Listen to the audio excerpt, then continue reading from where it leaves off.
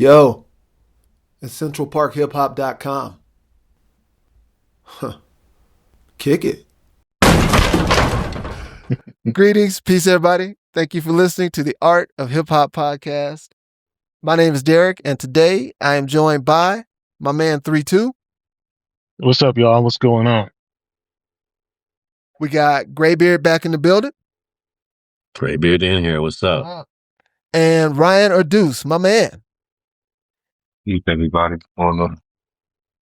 All right. So again, I want to thank y'all for getting down on the Emcee Part 2 episode, where today we're going to talk more about what actual skills are needed to be a good MC. The last episode, we talked more about the why and the artistic aspect of being an MC, but today we're going to get more into the nitty gritty of actually how to be an MC. And we already covered everybody's bio on the last episode, so we're going to skip straight to a skills description. I'm going to look at the group of technical skills needed for most MC competitions. You know, every competition is a little bit different, but these skills are the main ones that'll be looked at and judged. People will be judged on. Then we'll dig into each one individually, and you guys will give tips on how to execute the skill to perfection. And right now, I'll just run through the entire list first, and then we'll double back and cover each one individually. That sound cool? Cool. Right. So first up, let's just look at the list of skills. There are 1, 2, 3, 4, 5, 6, 7, 8 skills that we're going to cover today. We can talk about presence, delivery, relevance, crowd control, bar structure, diction, rhyme schemes, and wit. And again, we'll double back. I have suggestions or examples, more accurately, for each one of these skills, but I'm going to defer to 3-2. If you wouldn't mind going over our first skill, just kind of talking a little bit about what presence means and your thoughts on that skill, please. For sure. So the charisma, the swagger, just how you show up on the stage, how you command, how everybody sees you when you first step on the stage, and the energy that you project to people. Probably one of the most perfect examples is those clips that we've all seen or some of the clips that we've all seen of like DMX performing at Woodstock, where he's in front of thousands and thousands and thousands of people, and he just walks up, and you feel how powerful of an MC he is from the moment he steps on that stage. And there's a sea of people it's so vast it just looks like just ants everywhere, but he's on that stage and it's just him by himself.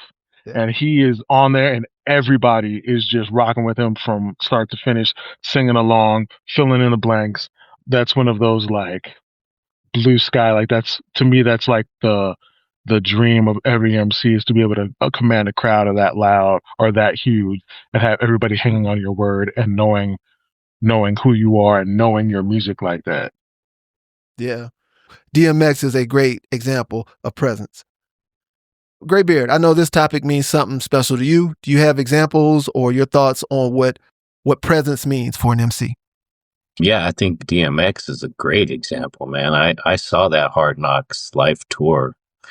He pretty much shut it down. I mean, just because he was so authentic, and like, I mean, he was crying on stage. He's yelling, and like he's just all over I mean, wow. Yeah, that's a great example. Like KRS is another example. Like when he steps on stage, it's about to go down, and like you could feel that even before. Yeah. Like just when the music starts up, like, man, I'm getting chills right now just thinking about that. Being in a crowd with a real MC who can like control the whole thing.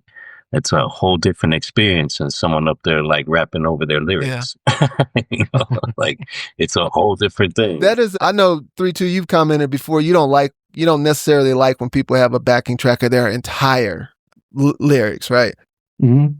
But you said that you were okay with some backing tracks, right? Like for the hook, for example, because a lot of times, especially depending on how you structure your rhyme schemes and stuff, like for example with my delivery, a lot of times my first couple words might come in before the downbeat.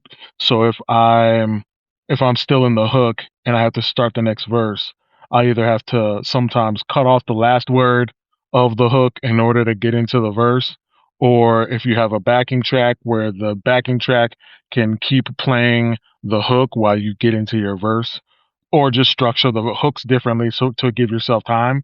But it's also, and to just gather your breath again before you get in, because usually verses are more taxing on your lung capacity than the hooks are. So if you need to take a breath before you get into your next like fast cadence or your next intense, because you're going from your diaphragm and all that. So if you're projecting and all that, you need a spare breath before you get in. So I can understand help on a hook for some backing tracks for some people. But again, that's only if it's used as a tool and not as a crutch. Mm-hmm. Ryan, your thoughts on presence? Any examples? Any tips? I definitely think DMX was a great example. He was a part of the early, I would say, what turn up felt like in music. I also agree with KRS-One, his ability to just have a crowd participate with him as well. I would also say somebody like Nas, for the type of flow that Nas had, his ability to always get on a stage and be as cool as he was. Like you got the same aura from him in his music that you got from him when you seen him. In the same way you seen him in the video, he got the big QB chain on. He looked just as cool with it on stage while he's rapping. So I think it's about that feeling that just exudes from a person. So, that would be my example. Question for the entire panel. How do you develop presence? How do you develop confidence, swagger? What types of things can a person do to enhance that? 3, 2? For me, it's study the MC that you admire. Like anytime that you've been to a show or seen clips of a show and you've seen a performance and you've seen some shit that made you be like, damn, I wish I was there, or I wish I was doing that. Like, do your best to emulate that in a way that still makes it your own, but just kind of study from those. And that's one of the reasons why it's so frowned upon, in my opinion, or at least for me. It's frowned upon when MCs, especially on a smaller scale, will go to a show, they'll be on a lineup, they'll do their set, and then they'll dip and they don't stick around to watch the other MCs. To me, every performance can be a learning experience, whether it's something that you can do better or just something that you see in somebody else and be like, yeah, I want to make sure that I don't do that. But like, I've never really been big on people that just come up, rap, think they've got it all in the bag already and dip. So to me, it's always a learning. There's always room to learn from your peers and learn from those that have been doing it for decades, and just taking tips and things that you think you could incorporate that fit your brand of how you are as an MC, and just practice doing that and practice in the mirror and imagine yourself in front of the biggest crowd that you ever can conceive, and how would you want that crowd to perceive you, and then just try to deliver that to every performance. Got you. Graybeard, how do you develop it? I think reps, like repetition, like getting in front of people.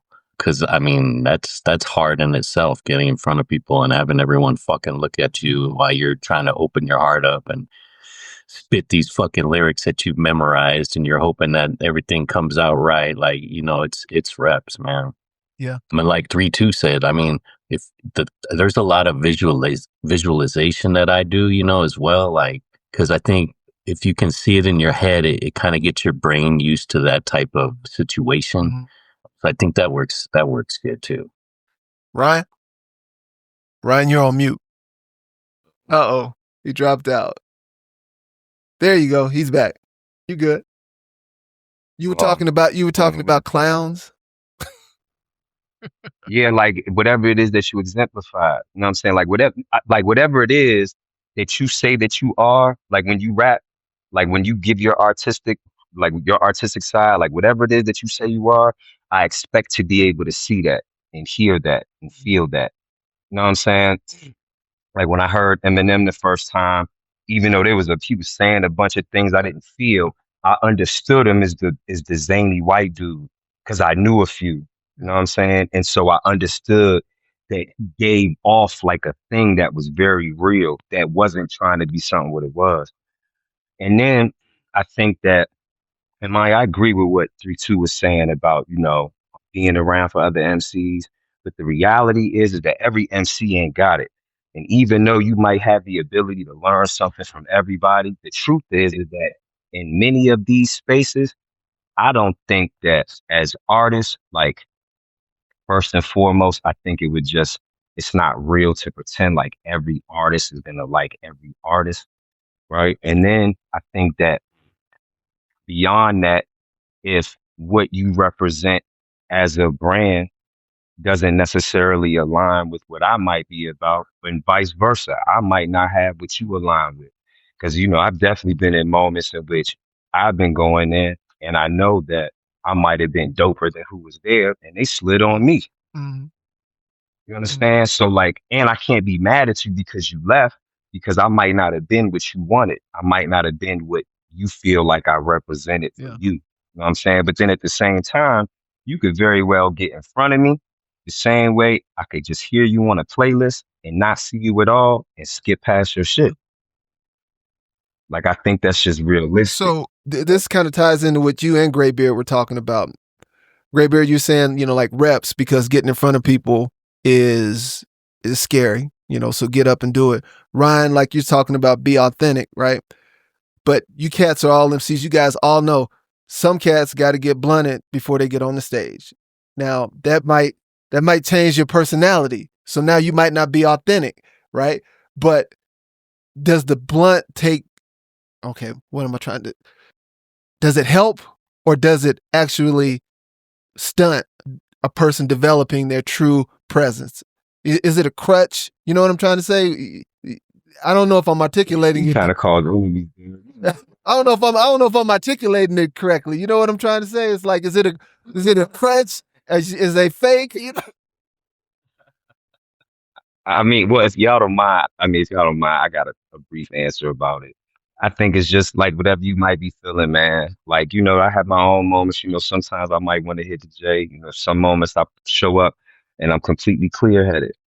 I'm completely aware that like drinking alcohol before I rap doesn't work for me for sure. You know what I'm saying? It messes with like the connectivity, like for some reason with me. But I think it's just, whatever, some like you were saying, like think about it. Like if the blunt some people throws off their personality, what if some people personality don't even turn on till they hit it? So Graybeard, I mean, is it a crutch or can it actually enhance your presence? I think it depends on like some people, like Ryan said, like some people smoke a blunt and sit down in the corner somewhere and like not say a word, And so I think if you're that type of personality, then yeah, you probably shouldn't be smoking weed before you go up on stage. But I've rapped on all types of substances. And, I can do it because, I know my lyrics. I know what's up. Like, I'm not lost in it. You know what I'm saying? I can smoke weed all day and cool. So I just think it's your personality and how you deal with that type of shit. Right. So it could be both. 3-2, you want to cover the second one, the next skill, please? Oh, yeah. So we're on delivery, which is basically the vehicle in which your lyrics reach the people. So it's your pronunciation, your vocal tone, your projection, things like that. And I know Ryan had some thoughts on this one. This was a skill that he had some thoughts on. Ryan? Yeah, with delivery, like, so for me, it's about the fact that like I really just like clarity. Like when I'm listening, like I appreciate bars a lot. And so like being able to like hear it as clearly and get it as vividly in my mind as possible has always been important to me. So like breath control, the way you're able to project it, not being able to run your words together. And the two examples that I've always just held at high esteem was out. Well, three specifically, it was always Snoop Dogg, Jay-Z, and Eminem. Like their ability to like stand in front of people with crystal clear flows of various tempos, and you're gonna leave knowing every single part of it. You know what I'm saying? And Eminem being the wordiest of them all, to be able to do that in the tempos and the different melodies and the different bars, so I've always appreciated that, and being able to do that in front of a crowd of people or over just a beat that I'm just listening. Yeah. Graybeard, how would you describe Diction? And do you have any examples or tips on how to develop it?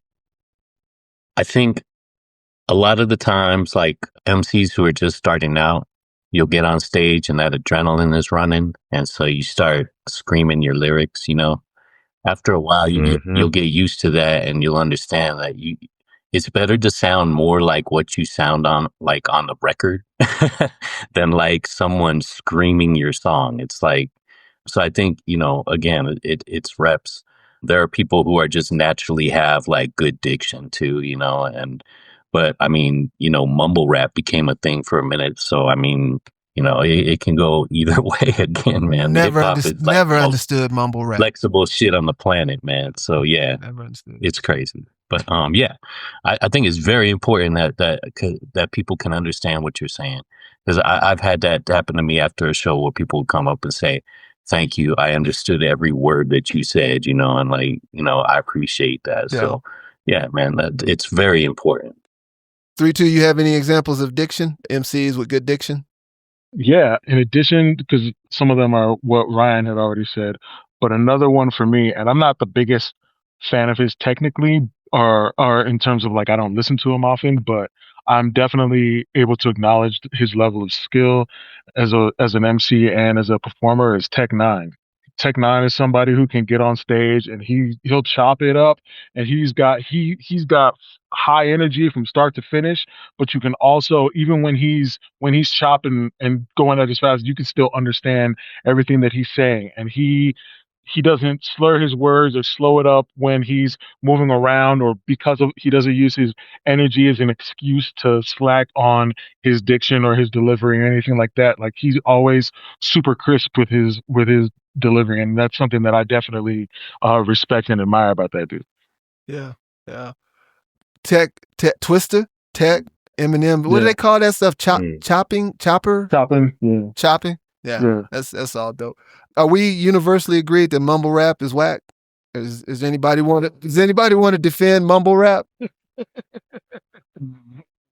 I mean, so I'm gonna say this, right? I'm not going to look for nothing, but I have been in some moments where it's like, all right, I get the vibe. I get it. You know what I'm saying? It's more of a vibe than rapping though, right? It's not really MCing, right? Nah. Well, I mean, didn't that all come out of like drinking too much lean? You know what I'm saying? Like that's, it's like a culture thing, it's a Southern thing, like, I don't know, man. Where it came from. I wish it would go back wherever it came from. 3-2, if you wouldn't mind, if you keep carrying us through the list, please. So the next skill is relevance. Having relevant content to your rhymes and keeping up with what's going on either in the culture, in the world, or what have you. And I would say that's one area where conscious MCs kind of thrive in, because part of that, there's so much messed up stuff going on constantly in the country and in the world and in the communities in general, that usually a lot of conscious MCs are the ones that kind of pride themselves on being like the news broadcasters of the culture, so to speak, and making rhymes about things that are going on in our world that people should know about.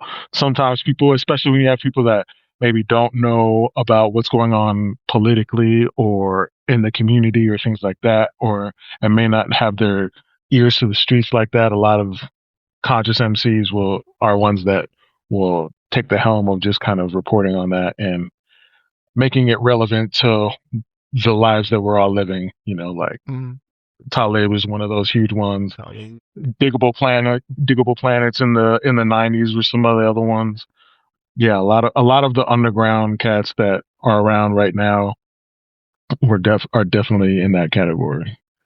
So I got a quick example. For me, E40. The reason E40 has been able to last this long is because he's always made his subject matter relevant to ghetto life. And he's never really, like diverted from that. He didn't go the hood reporter route necessarily like the Chuck D or the Conscious or everything, but he kept his lyrics relevant to people who are struggling through ghetto life. The ups, the downs, the joys, all of it. And I thought that that's what's kept him relevant for all these times. So that's my example of relevant. Graybeard, do you have thoughts on how an MC can develop his skills of being relevant? Man, I think a lot of people, like when 3-2's talking about conscious rappers, I think like a lot of people get kind of pigeonholed when you start doing that, because like when I listen to Public Enemy, I want to hear about some crazy shit. When I'm listening to like Rage Against the Machine, he's gonna tell you some fucking crazy shit. So I think I actually love listening to them back to back. Oh yeah, most definitely. But yeah, I just think it's an important part of hip hop. It's like the street reporter type thing, or like you said, like even being on like the cutting edge of slang and bringing your own words to the game. Like E40 did that, Wu-Tang did that. That's another aspect of it, man, for sure. So yeah, I mean, yeah, it's definitely an important part of the game, man. Gotcha. Ryan, your thoughts? I think relevance plays an important part depending on like what it is that you're aiming at. Like I agree with 3-2 and Graybeard, like being a conscious rapper, I think it can put you in a corner, even though the goal is to bring awareness. But I think consciousness in it has always been important. Like the dope ones have always been able to walk the line between, we're going to talk about some ignorant shit, and then I'm going to teach you something over here. The goal is to, provide a balance, hopefully. But I think relevance is key, especially if as an artist, you have a direction that you want to go. I think a lot of times I just want to make music, hopefully get in front of people and make a dollar. I don't think a lot of times we think about like being in here long term. What's the story and the experiences that I'm going to explain? You know what I'm saying? Like, what is it I'm going to leave as a body of work, and will it be relevant to? You know what I'm saying? Like, will it be relevant in regards to the time? Will it be relevant because it's a specific subject or subject matter that we hit in different moments? You know what I'm saying? Things like that. I got a question, because that's a good point what you said about time. Are you ever worried about time stamping your lyrics? Like when you said time, I remember this EPMD, their track off of Gold Digger, and they were talking about Amtrak's on strike and you got to put out your thumb, time to hitchhike. But like that verse was super relevant at the time, but it's dated. Do you ever get worried about dating your relevancy? I don't, because like I really love this, and I put a lot of time and effort into it over the years, like in various ways, And so to be somewhere and had a little 19-year-old like, yo, I was listening to your shit before we got here. That shit is ridiculous. Yo, you trying to make this track with me? Like, yeah, I got you. But then to have my elders, from the East be like, yo, youngin', I heard that. And that shit is ridiculous. You know what I'm saying? And so to know that I could live in between the two and not like have to try to cater to either. Like apparently I'm good in both. And so that's the relevancy. So like no matter what stamp I decide to put, like I could tell them this exactly today and today's date. As far as anybody's concerned, well, we know he's conscious and we also know he's a real one. So whatever today's date must mean, Right. And as long as the verse is dope, who cares, I guess, whether it's timestamp. We all still love. Well, that's the thing. Like, oh my bad.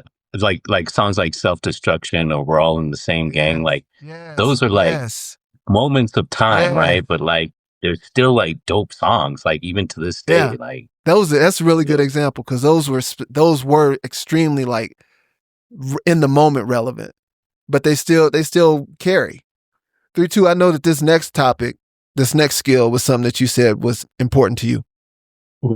So that's, how to win over the crowd, how to get a reaction, how to get the energy from the crowd, how to have them feed into you when you feed into them and things like that, and how you get them on your side so that they're fully engaged in what you're saying. I think that, there's a lot of people, and it's funny, like I won the mic drop hip hop MC competition in Greeley like 2 years ago. And it literally came down to Nice. crowd control because the second to like the semifinals, I went up against this dude and we were like neck and neck pretty much. And it all came down to like his song. He got out in the crowd and like did some crowd work. And so I wasn't going to do a crowd work song for this round particularly, but I had to switch up my order because he did his so well that I knew that if I tried to wait for my finale to do that song that I was gonna do, I would have lost to the dude. So I had to switch up my order and do my crowd work song that round, and that song was the one that got me the edge to where I made it to the next round. And and so that's the song that got me to the finals. And it was all about even when the judges were giving the feedback, it was like, man, if it's a good thing that you did some crowd work because if we were prepared to give it to this dude if you weren't able to work the crowd like you did. And so like it's super important. And that's something that I've What's the found key? too, is that the key is to give them something that I feel like it's to give them something that's beyond their expectation. Some of them, I mean, like, especially since I'm not a well-known name, there's a difference in dynamic between stepping on stage and having everybody know who you are. And so the fight to gain their trust in you as a performer is a lot easier versus being there as a fresh name that they don't know who you are and they're just hoping that you don't suck. And so stepping on stage and seeing the expressions of people like, I don't know who this dude is. I hope he But doesn't he does suck. not suck. And then yeah, and then like having that be your primary goal is like of getting them to you where you can see the change in their facial expressions when they look at the person that they came with like, oh shit, he's actually okay, and like that's what I strive for. So it's both about being dope and being solid, and making them invest in the show by incorporating them into what you're doing. So whether that's as simple as like some call and response, like the classic when I say hip, y'all say hop type shit, or like whether it's telling them to put their hands in the air, whether it's having them That finish a still works, line by the in a way. hook. Yeah, it does. And so when you do that, but then you also have solid material and all of the other elements that we've been talking about in terms of your diction, your presence, you're confident because I've also seen people walk up where they're not confident in themselves. And so they stand up on stage and they're monotone, they're standing in one spot, they're it's almost like they're reading the lyrics off of a piece of paper mentally in their head to like try to remember. Meanwhile, the crowd is standing there like, I don't care who this is. All I want is like, maybe this is the time where we go to the bathroom or we go to the bar and get a drink or whatever. And so giving off enough energy and being relatable enough to where you're engaging people to the point where they didn't even realize or they didn't expect to like you that much or they didn't expect you to be as dope as you are. And so now they're there and they are focused. They are not, their side conversations are over and they don't even want to miss any words. Like they're nudging each other, but they're not talking about it because they're listening and they're attached to everything you're saying. And to me, those are some of the benchmarks of like great crowd control. And when I've been in shows where MCs have like come out into the crowd and they've just like built this whole energy throughout the entire building to where you want to be around them, and it's electrifying, and you feel like you're a part.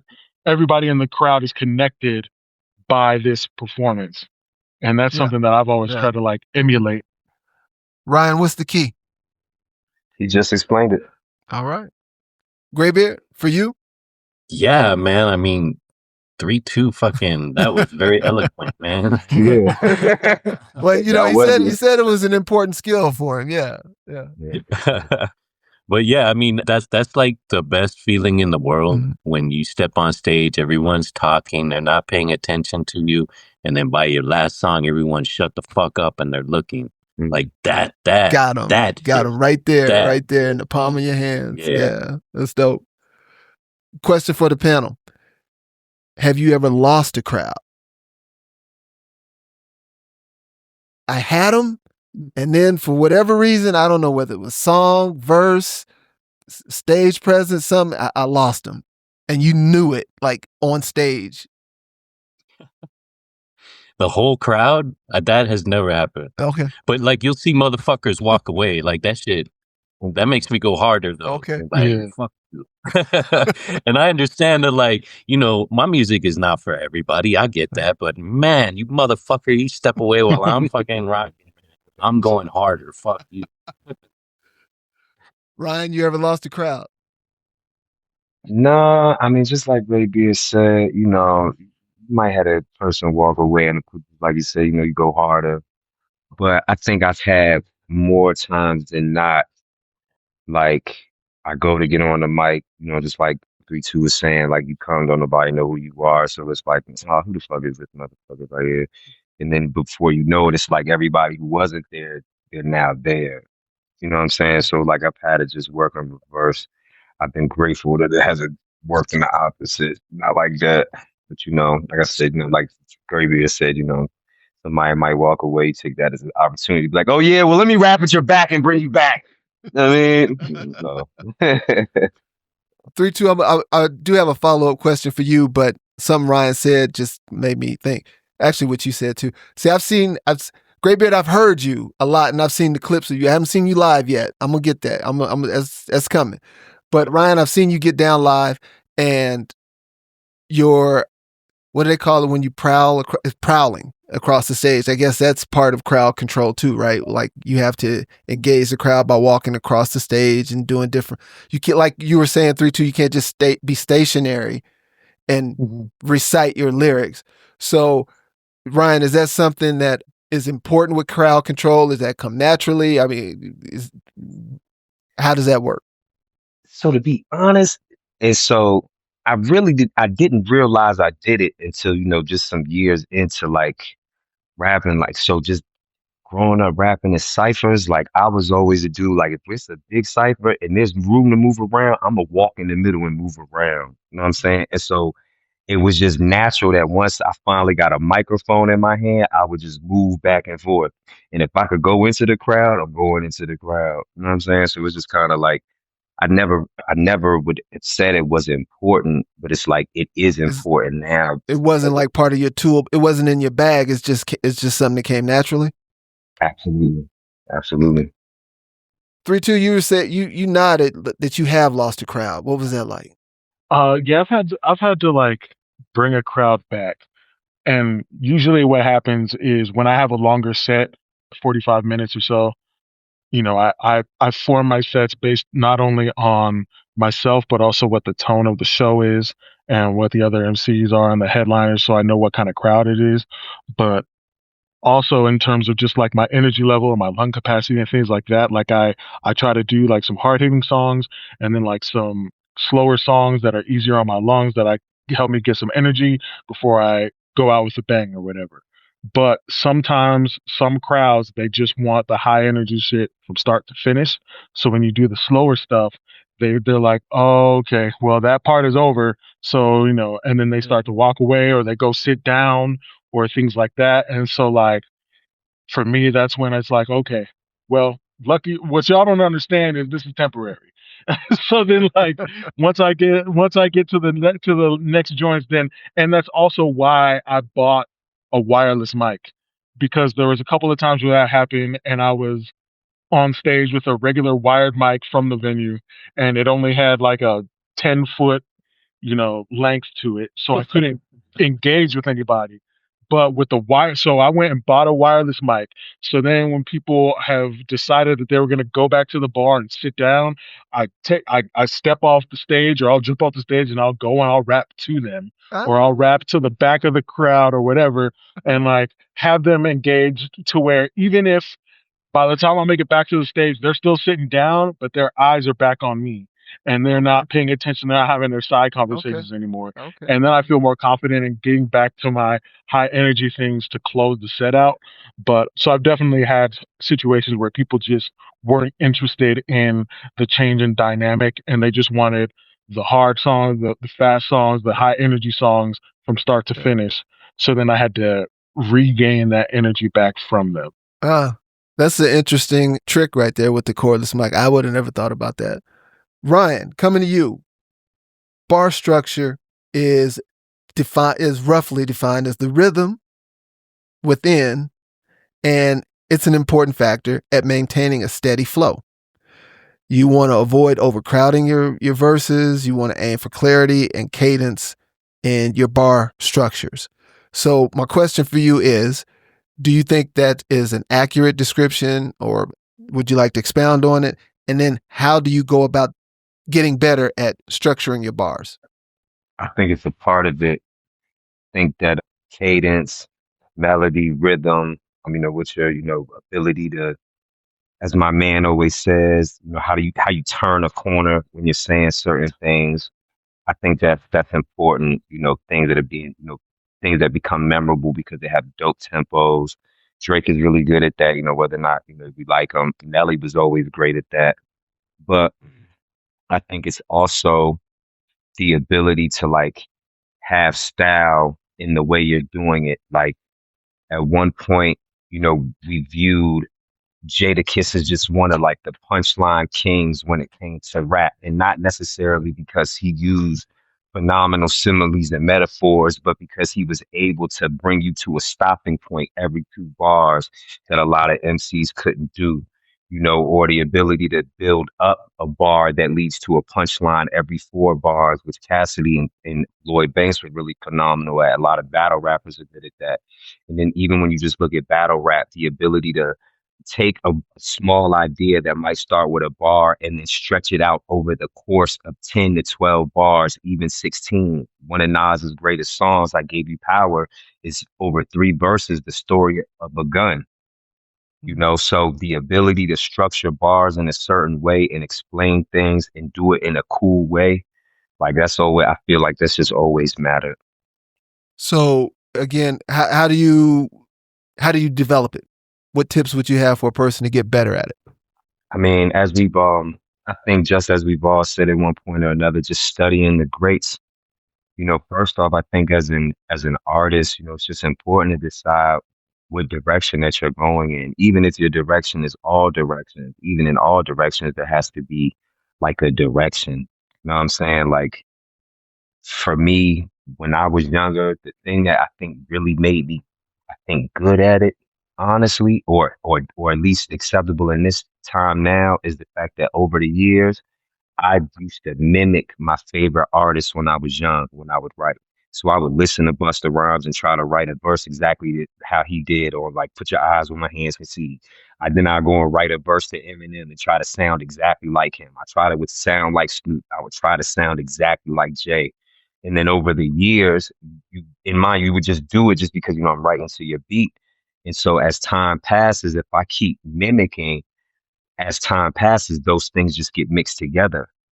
And so I've learned how to do this from this person. I've learned how to do this from this person. I've learned how to do this. So, the toolkit grows. But then, some people, you might just develop you might realize you have a style that you like take Cool G Rap. I think he has not only a forefather style in hip hop that is influenced, like he's a root style, but his style never really changed. Like he was always hard in lyricism, and it came at a certain tempo. Like the faster he got with it, it was always even better. You know what I'm saying? So like sometimes you just build a style that's your own, but I think that would and I think he was just unique in his development of what that was. But I think with many of us, it's just studying the greats who have what it is that you're looking for. Got you. Graybeard, I'm gonna hit you. You're not expecting this question, but what makes Big Daddy Kane a great writer? Big Daddy Kane? Yeah. What makes him great? So there's like, back in the day, there used to be like, people would call them styles, right? Like, let me kick a new style, right? Like, so what that is like kind of a cadence where you're placing syllables within the time. And I think Big Daddy Kane was one of the earlier, like, he would bring like new styles and like he would flip words and like very unique patterns, and like he was one of the like innovators. Like there's people like from back then, no one can do a new style anymore because they've all been done already, like unless you're mumbling. and like what Ryan was saying, like when you first start out, you don't have your own voice yet, so you're like kind of imitating others, and then with doing that, you come up with your own voice. Like the best thing is when you hear a Graybeard song, from the rhyming or from my voice or whatever, that's a Graybeard song. So like that shit is important too. Yeah. 3-2, your thoughts? Pretty much exactly what these guys were saying. I also think that another good example of that would be Tretch from Naughty by Nature. The way that he flows and the way that his cadence is, like, he's always super solid, and you never see, like, he never seems to be, some MCs when they're rhyming, there's like a weird thing where they extend a word to try to make it to the end of the bar because they haven't written it well enough to where they've got the rhythm down to where they fill the bar. Exactly what I'm talking about. And so some do that because they just haven't figured out how to fill a bar up properly or space their words out properly to where they can fill a bar without having to overextend some words or take an extra long pause in the bar or what have you. So I think that artists like Tretch, where he's just like he's got his rhythm down. His flow has been the same the whole time, but the way that he does it, he's so masterful at the way that he executes.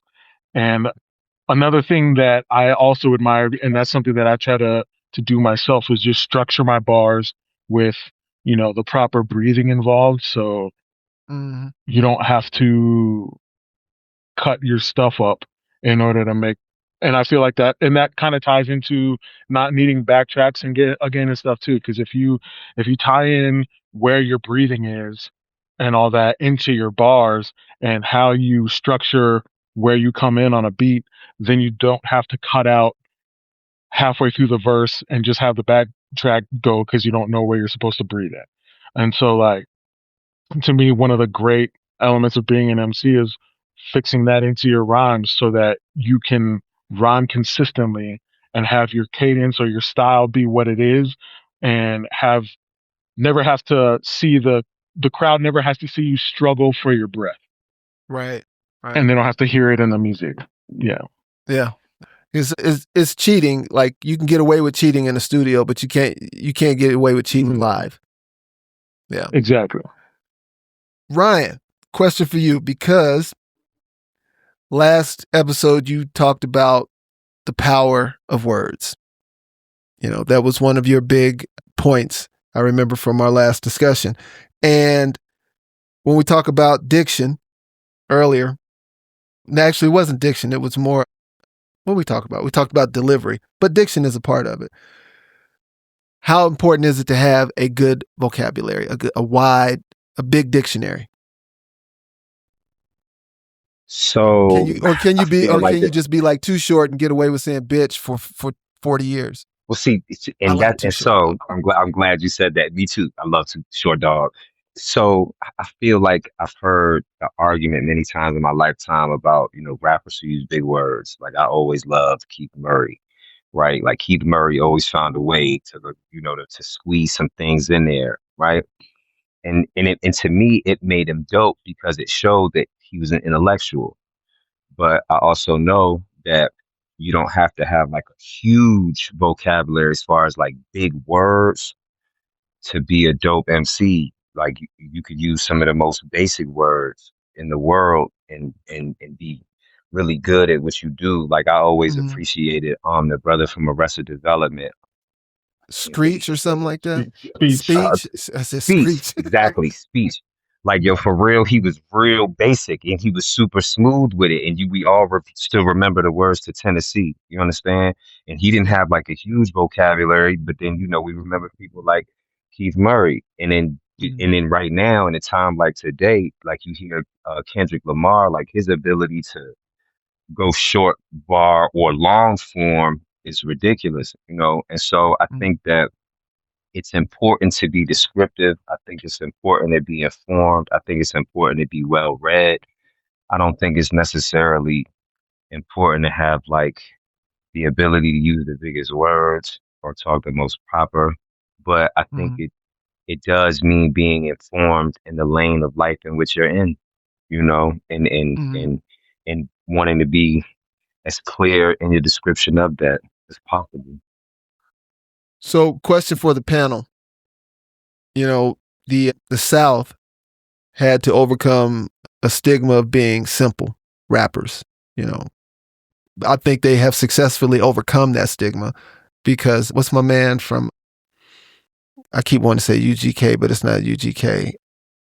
Read a book, you illiterate son of a bitch. Who said that? Oh, Pimp C. Pimp C. No, Oh, his partner. Bun B. That was Bun B Bun that B, said yeah. that part. Anyway, the South has clearly overcome its depiction of being simplistic rappers, right?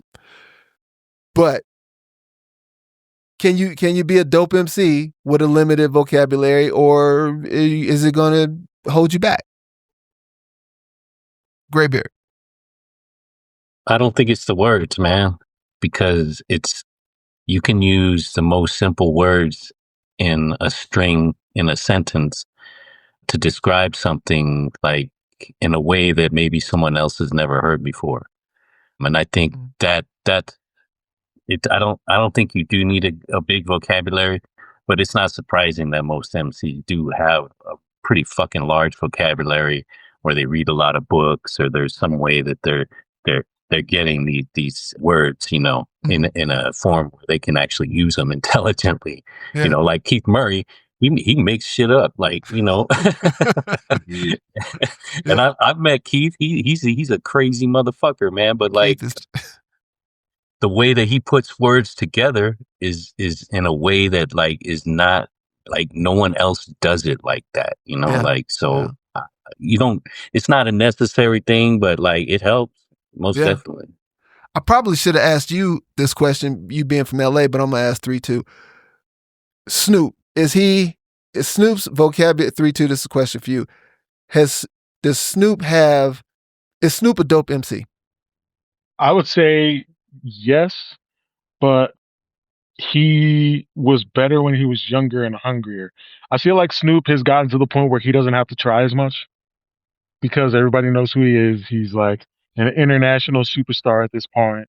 He's an icon to where he can kind of phone it in now. And even back when, like, he wasn't the best lyricist in terms of his vocabulary, but it was his style, his cadence, the way he rides the beat with his cadence and things like that. Like, those are the things that make Snoop, that have always made Snoop stand out. And so that was like his lane, where his swag and his diction and the way that he put his bars together, even if they weren't the most complex, he was still able to grip people. And so that's why I say yes, he was a dope MC. It's just he's on a different plane than others that are lyricists and are dope MCs because of their lyricism. Ryan, how do you overcome a limited vocabulary? It's got to be swagger, right? Presence, or I don't know. I'm asking. That's my question. I mean, it's a few things, and so just to because 3-2 is absolutely correct about Snoop, and mind you, he was one of my first favorite rappers, like, cause I was young and he was one of the first tapes I bought. Well, it was the Chronic album, but I always appreciated him, right? And so I think if you don't have like a well-versed vocabulary, it is presence, going back down that list, if maybe you're not the person who has the greatest bar structure, but maybe you're the person who has the presence. What we always believed about Snoop was he was absolutely that, he always came across like he was the head of the game and we listened to him. You know what I'm saying? And so in his presence came across as that. And his style was cool. The swag that he represented said that. And so I think in different moments, if you're not the person who has a dope vocabulary, hopefully you make up for it in crowd control, like what it is that you do when you're in front of the people. If not, hopefully, you matter of fact, if you're not, maybe you don't have great wordplay or nothing like that, but you have great melodies. I heard Jay-Z once in an interview one time. Now, mind you, Jay-Z is a very basic rapper too, very basic for him to have gone so far.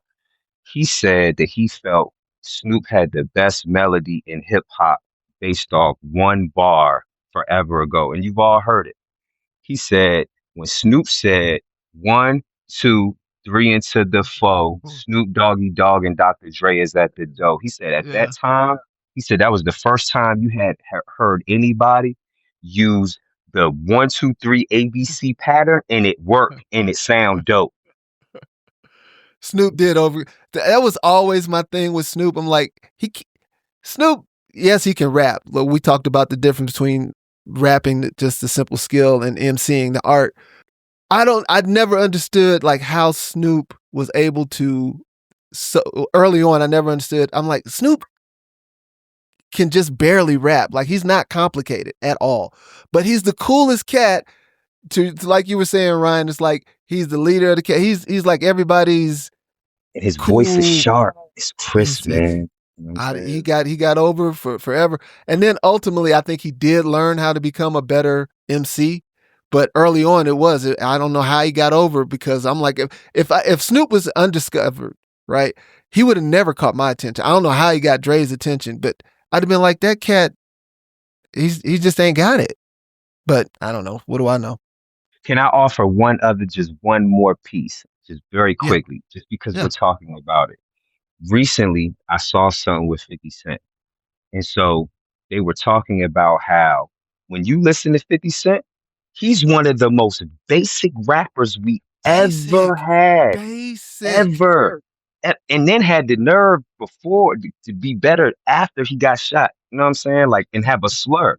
You know what I'm saying? And so, and so the argument was, if being a top lyricist, like being able, to rapidy rap or whatever was so important, then how was it that here he is now? He's only one of a few who's diamond.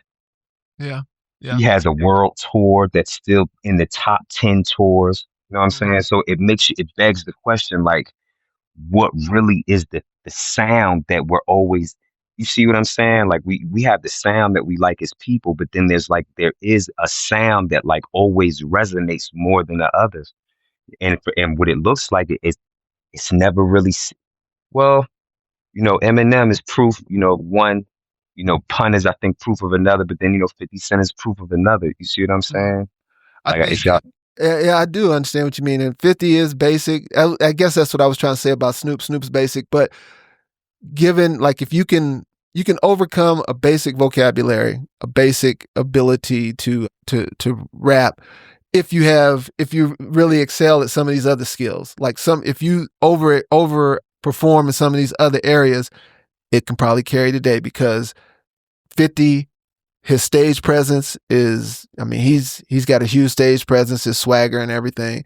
I think his delivery, because that line, damn homie, it's that flow, it's that delivery of that very simple colloquialism.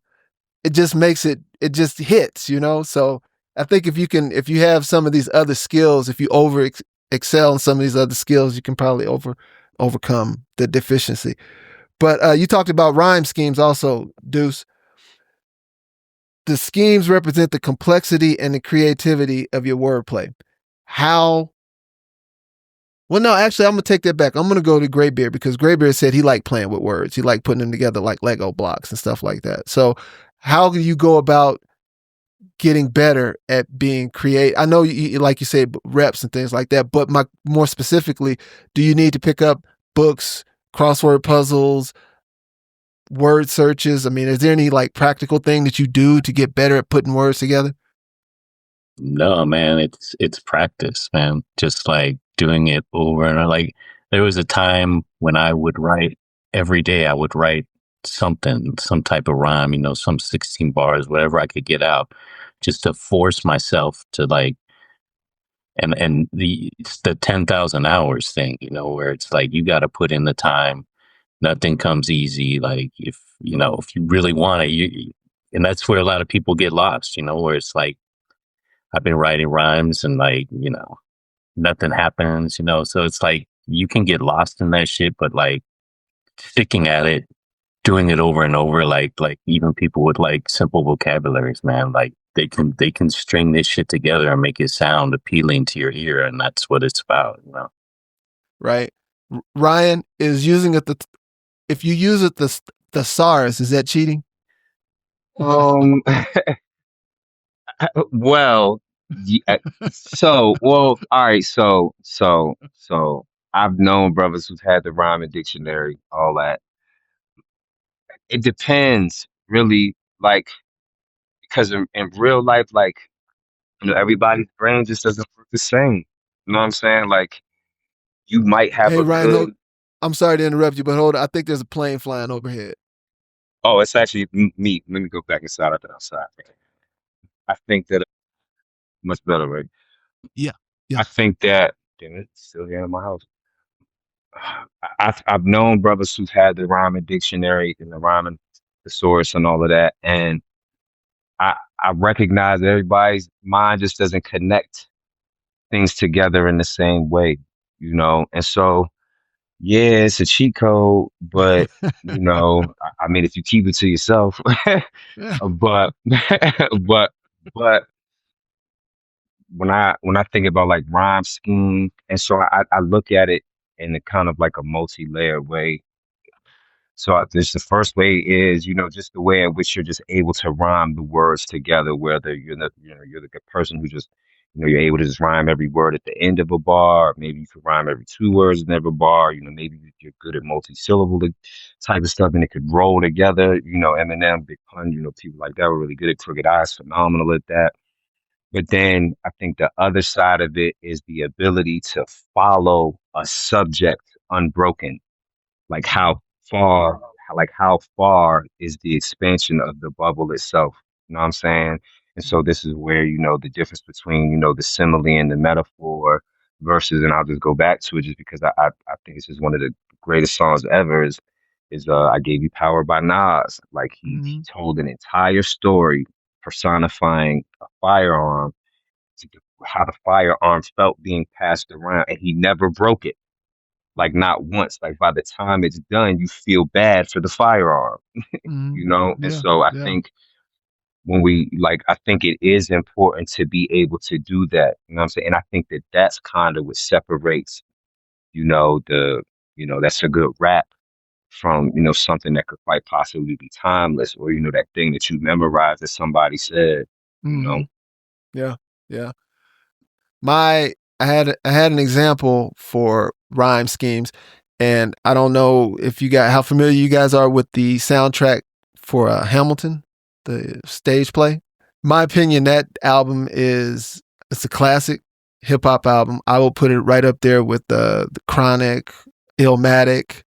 To me, that album is phenomenal, and a lot of it has to do with the rhyme scheme. If you just want to kill an hour or two, go follow it on a Rap Genius or Genius the Lyric website, and you will find how many different layers there are in his simple rhyme schemes, the different topics that he's hitting with his I'll give you just a quick example with his rhyme scheme.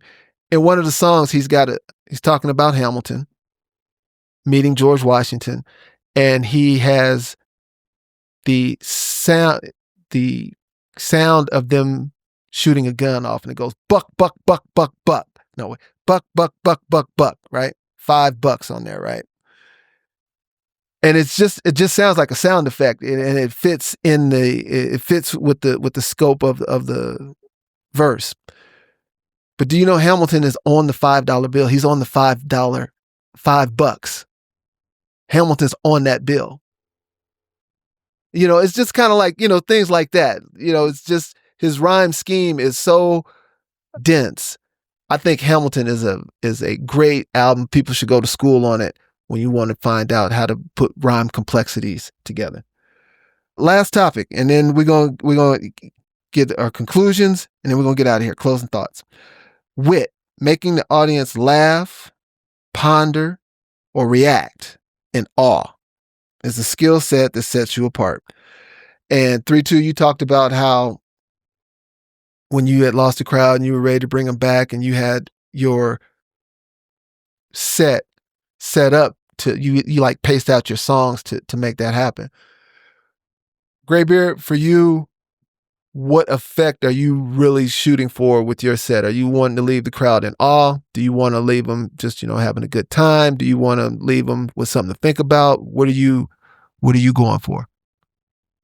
Yeah, I think for like a show, like overall, what you want everyone to have a good time. I think people have certain expectations when they come to a hip hop show. Like they want to be involved in it. They want to scream some shit. They want to put their hands in the air. That's hip hop. So yeah, I mean, just for a show, I just want to leave them with a good time. Like 3-2 said, from song to song, you're going to be pushing, some maybe lyrics in this one, maybe a story in that one. You know what I'm saying? So, but at the end of the day, I mean, I think an MC is supposed to, make the party jump. So yeah. So I'll tell you, like, one of the things I've appreciated about your music is how I think it's clever how you constantly pay homage and give an ode to the old school in your songs, right? Like if you're versed in old school hip hop, your tracks mean a lot to somebody who is versed in it. But it doesn't come across, you're not coming across as being like, hey, all these new kids is whack, necessarily. But it's just more like, what y'all need to do is really go pay attention to how it used to be done, like how hip hop used to be done. And I just appreciate that. I think that's a clever, witty, smart way of paying homage and giving an ode to the old school, which is one of the things I've always appreciated about your music.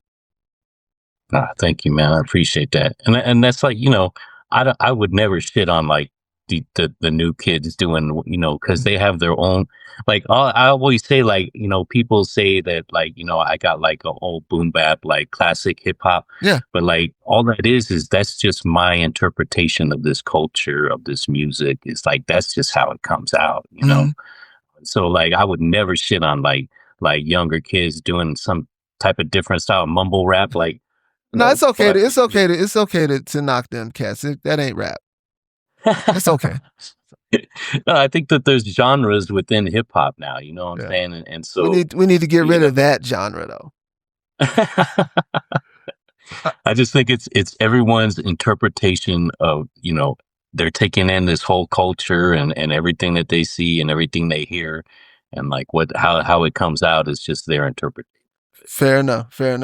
Ryan, how would you go about becoming better at wit or awe-inspiring emceeing? I mean, I'm into that already. Like, I'm into heavy punchlines to keep it real. Like, I appreciate being able to make the crowd laugh, especially depending on what it is that you're looking for. One of the dopest MCs I ever met is on his 27th year in prison. And he told me that, it's not always about being able to make them laugh. Sometimes it's about having them in the trance as well. They don't say nothing. They're just stuck on every word. But I do think that it's important to have a catalog that's well versed in everything. I think it's dope to be able to have cadences and have dope wordplay. But as an MC, I also like punchlines. I also like somebody who can walk me through a concept. I also like somebody whose voice sounds good. So I think that when it comes to wit, if you're not slick by nature, then that might not be for you. But Yeah. if you are, then I think that it's important to show that in particular part of who you are as a rapper. I would think your battle rap experience kind of sharpens your skill at being witty, because you need to deliver clever punchlines to help win that competition. Yeah, but I think it's also just, outside of that, I do a lot of speaking. And so just being able to get in front of a group of people and say something that will grab them and captivate them, and just overall as an artist, by the way, because it's not just wit is important, but overall, I would hope that, people would appreciate all of it. You know what I'm saying? Yeah. Not just the wit, Yeah. but Yeah. all of it as a whole. Very true. And that's a good point to end on with the conclusion, because emceeing is nuanced. It combines a lot of all these technical skills, like you were just saying, and you need to mix in your own creativity, your own passion. But Ryan, for you, concluding thoughts, what skills or combination of skills are the most important for an MC to work on? For real, I don't think I don't necessarily have one, because I feel like all of the ones that we just talked about today are just important.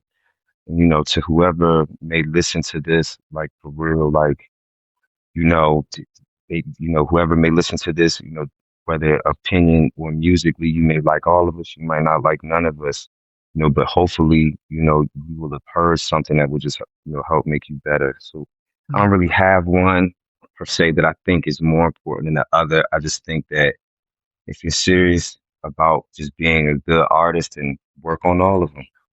Work on all of them. That's a good point. It's a good point. Graybeard, for you, what skill or combination of skills would you suggest a person focus on?